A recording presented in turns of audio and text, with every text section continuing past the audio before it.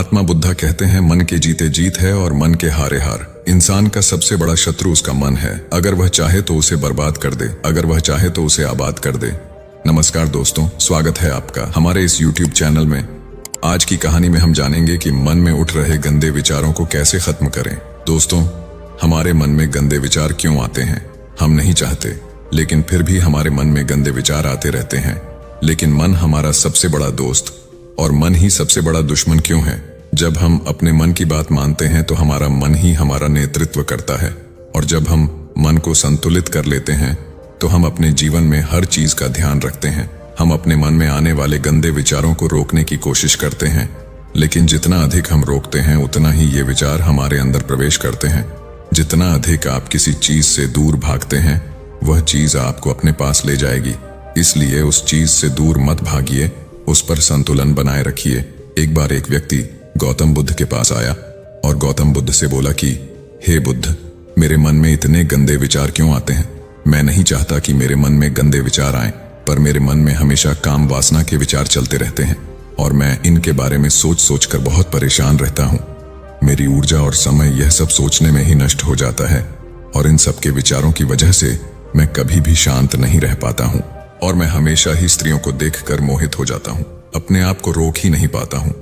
बुद्ध मुस्कुराए और उन्होंने उस व्यक्ति से पूछा, क्या तुम्हें पता है यह काम वासना होती क्या है?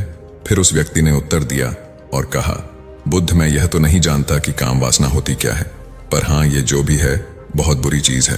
फिर बुद्ध ने उस व्यक्ति से कहा कि सबसे पहले तो तुम्हें यह समझना है कि प्राकृतिक रूप से जो भी चीज हमारे अंदर है वह बुरी नहीं है।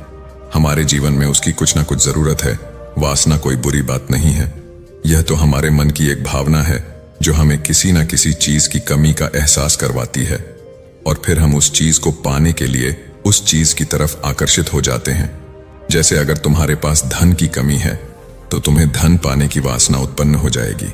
तो वासना कुछ और नहीं, बस एक प्रकार की कमी है जो कि एक प्रकार की जरूरत का एहसास है, और जब ये जरूरत शारीरिक हो तो हम इसे काम वासना कह देते हैं। उस व्यक्ति ने गौतम बुद्ध को कहा कि बुद्ध, मुझे काम वासना का मतलब तो समझ में आ गया, पर आप मुझे ये बताइए कि यह आती कहां से है और कैसे आती है? गौतम बुद्ध ने कहा कि काम वासना कहीं से आती नहीं है, ये तो हमारे अंदर ही होती है, और इसका होना तो जरूरी भी है, तभी तो मानव जाति का विस्तार होगा। उस व्यक्ति ने कहा, जब यह हमारे अंदर ही है और जरूरी भी है तो फिर लोग इसे गलत क्यों बोलते हैं? बुद्ध ने कहा कि यही तो समस्या है। लोगों ने काम वासना को गलत तरीके से सोच लिया है, इसे छिपाने की और दबाने की कोशिश करते हैं। काम वासना गलत नहीं है, बल्कि काम वासना का गलत तरीके से प्रयोग करना गलत बात है। लोग जिससे प्रेम करते हैं बस उसी के लिए जीने लग जाते हैं, उसे पाना ही अपना लक्ष्य बना लेते हैं और उसी के बारे में हमेशा सोचते रहते हैं, पर यह सब गलत है। बुद्ध ने उस व्यक्ति से कहा, क्या तुम्हें पता है जानवरों में भी काम वासना होती है? उस व्यक्ति ने उत्तर दिया, हाँ बुद्ध, जानवरों में भी काम वासना होती है, क्योंकि जानवर भी तो आखिर अपनी पीढ़ी को आगे बढ़ाएंगे। बुद्ध ने कहा, तो फिर हम जानवरों की काम वासना को गलत क्यों नहीं कहते हैं? व्यक्ति ने कहा, मुझे नहीं पता महात्मा, आप ही मुझे बताइए। गौतम बुद्ध ने कहा कि जानवर अपनी काम वासना का प्रयोग आनंद प्राप्ति के लिए नहीं करते, वह तो सिर्फ संतान उत्पन्न करने के लिए काम वासना का उपयोग करते हैं। जानवरों को प्रकृति ने इतनी समझ नहीं दी कि वह काम वासना को अपने सुख का आधार बना सके, जबकि मनुष्य अपनी समझ के बलबूते पर प्रकृति में पाई जाने वाली प्रत्येक वस्तु को अपने सुख के लिए अपने प्रयोग करता है। हम इंसानों ने ही काम वासना को अपने सुख का साधन बना लिया है, जबकि प्रकृति ने तो हमें अपने वंश को आगे बढ़ाने के लिए दिया था, लेकिन इंसानों ने इसे अपने जीवन का परम लक्ष्य बना रखा है, और इस तरह से काम वासना का बेलगाम हो जाना गलत है। उस व्यक्ति ने पूछा, महात्मा जी, ये काम वासना हम पर हावी क्यों होती है और क्यों यह बेलगाम हो जाती है?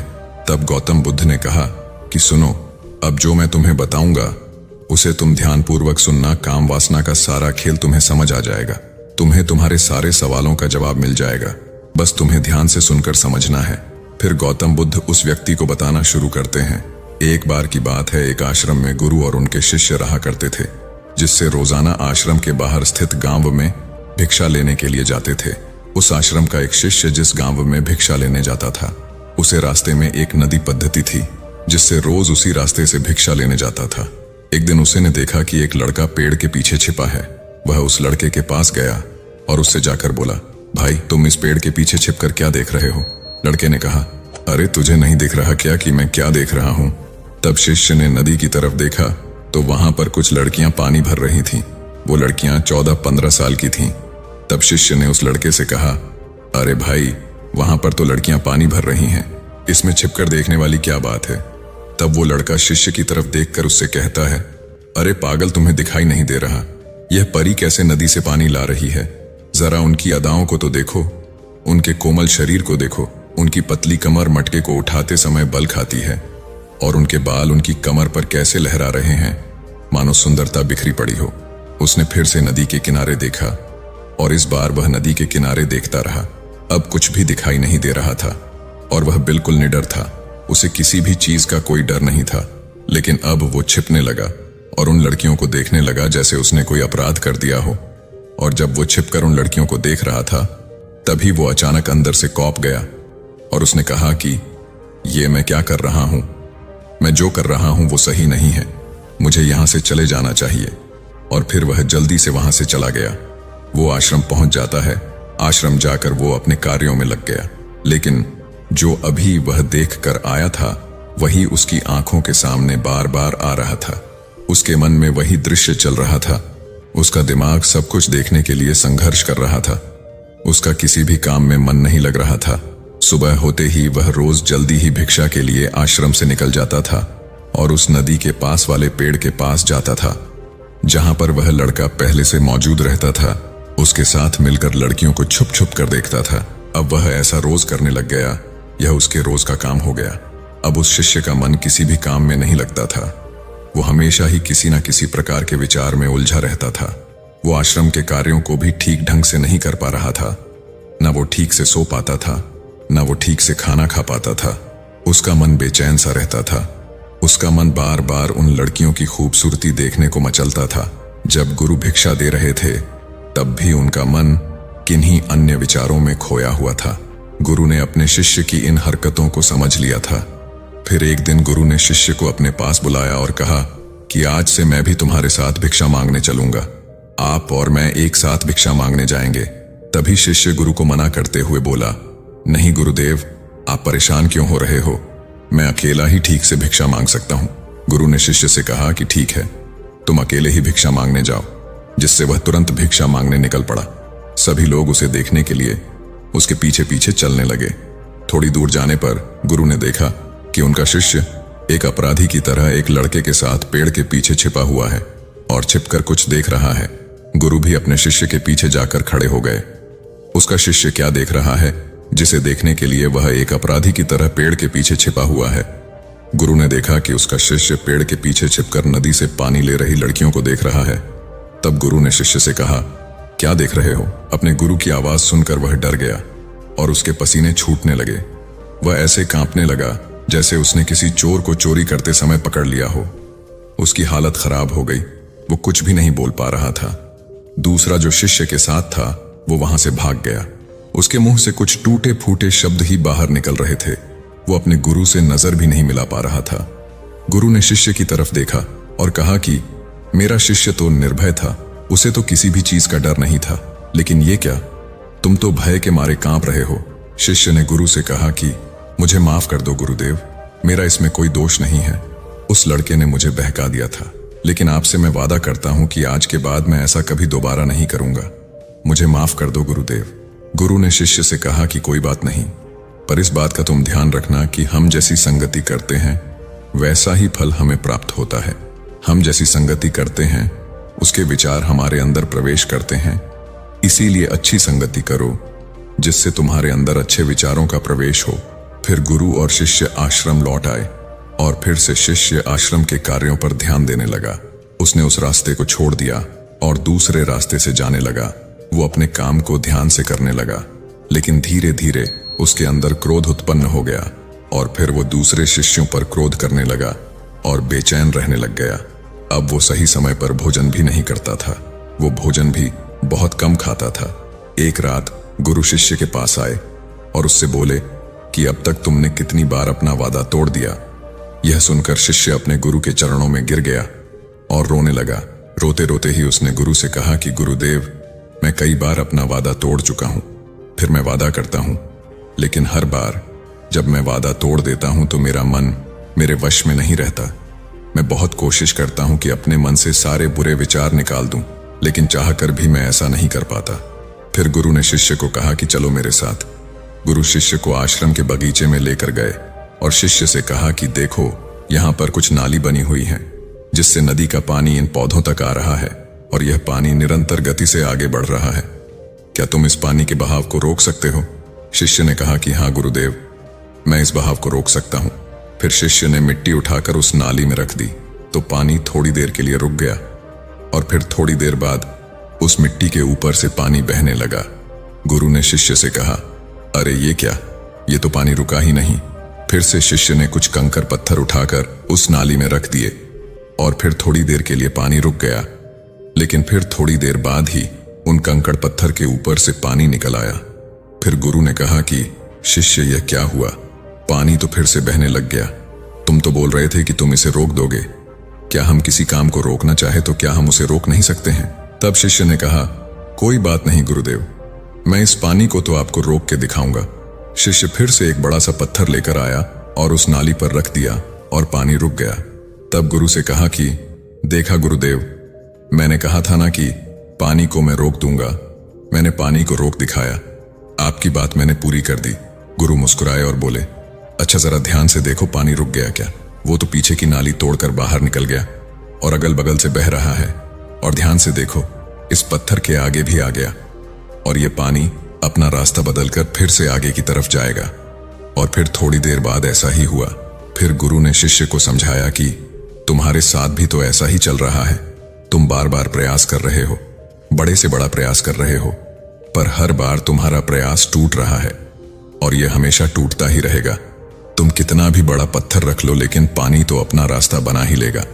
यह सब देखकर शिष्य ने गुरु से कहा कि ही गुरुदेव, क्या कोई तरीका नहीं है जिससे मैं गंदे विचारों से बाहर निकल सकूं और यह मेरे मन में आए ही ना? गुरु शिष्य को एक नदी के पास ले गए जहां से उस बगीचे में पानी जा रहा था। गुरु ने शिष्य से कहा, वो पानी इसी नदी से जा रहा है। अगर हम यहीं से उस रास्ते को बंद कर दें जहां से पानी बगीचे में जा रहा है, तब क्या हम पानी को रोक नहीं सकते? शिष्य ने कहा कि हाँ गुरुदेव, अवश्य ऐसा हो सकता है। मैं इस पानी को यहीं से बंद कर देता हूं, तब आगे की नाली में पानी जाएगा ही नहीं और फिर बगीचे में पानी जाएगा ही नहीं। फिर शिष्य नदी से जाने वाले रास्ते को बहुत मेहनत करके पत्थर और मिट्टी डालकर बंद कर दिया और गुरु से कहा कि गुरुदेव, मैंने पानी को बंद कर दिया है, अब यह पानी बगीचे में जाएगा ही नहीं। तब गुरु ने कहा, शिष्य, अगर पानी बगीचे में नहीं जाएगा तो पेड़ पौधों को पानी कहां से मिलेगा?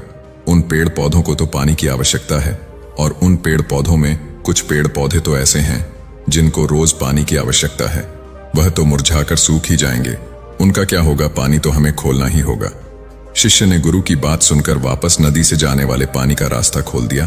तब गुरु ने शिष्य से पूछा, शिष्य, अगर हम इस नदी के पूरे पानी को बगीचे की तरफ मोड़ दें तो क्या होगा? तब शिष्य ने जवाब दिया कि गुरुदेव, वहां पर जितने भी पेड़ पौधे हैं वो गलकर नष्ट हो जाएंगे, वहां पर कुछ नहीं बचेगा। फिर गुरु मुस्कुराए और बोले, तुम इस बात को समझो कि हमें किसी भी चीज को रोकना नहीं है, बस हमें हमेशा संतुलन बनाए रखना है। कम पानी से भी पौधे नष्ट होते हैं और ज्यादा पानी से भी पौधे नष्ट होते हैं। हमारा जीवन संतुलन से ही चलता है। गुरु ने शिष्य से कहा कि अगर मैं तुम्हें कुछ कहूं कि तुम आम के बारे में मत सोचो, तो तुम्हारे मन में सबसे पहले किसका चित्र आएगा? शिष्य ने कहा कि गुरुदेव, मेरे मन में तो पहला चित्र आम का ही आएगा। गुरु ने कहा कि जब हम गंदे विचारों को जबरदस्ती रोकने का प्रयास करते हैं तो वह और मजबूती के साथ हमारे अंदर प्रवेश करते हैं, हमारे अंदर उठते हैं। इसलिए हमें उन्हें कभी भी दबाने की कोशिश नहीं करनी चाहिए। तब गुरु शिष्य के पास गए और बोले कि बुरे लोगों की संगति के कारण भी हमारे अंदर गंदे विचार आते हैं।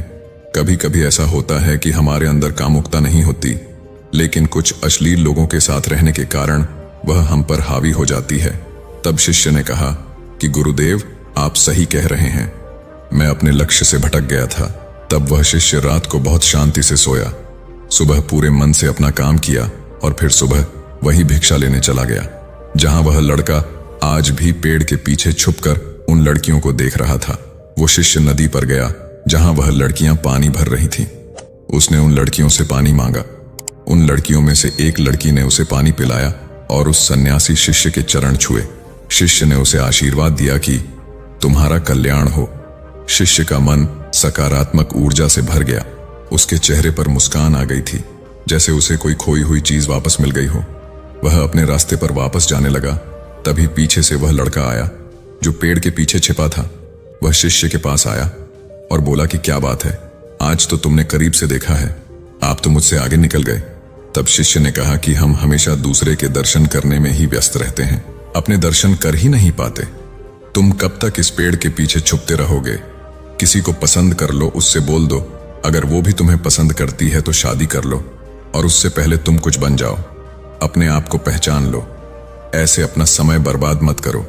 फिर वह लड़का रोज उस शिष्य से मिलने लगा और उस लड़के ने नदी पर जाना छोड़ दिया।